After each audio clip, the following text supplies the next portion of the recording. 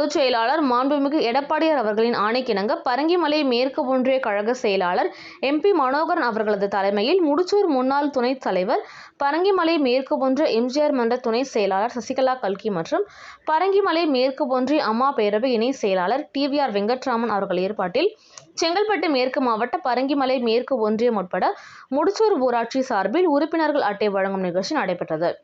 சிறப்பு அழைப்பாளர்களாக செங்கல்பட்டு மேற்கு மாவட்ட கழக செயலாளர் சிட்லப்பாக்கம் ராஜேந்திரன் அவர்கள் கலந்து கொண்டு அனைவருக்கும் உறுப்பினர் அட்டையை வழங்கினார்கள். இதில் அனைத்து முடிச்சூர் கிளை கழக நிர்வாகிகள், சார்பு அணியினர் மற்றும் மகளிர் அணியினர் உட்பட ஏராளமானோர் கலந்து கொண்டு சிறப்பித்தனர்.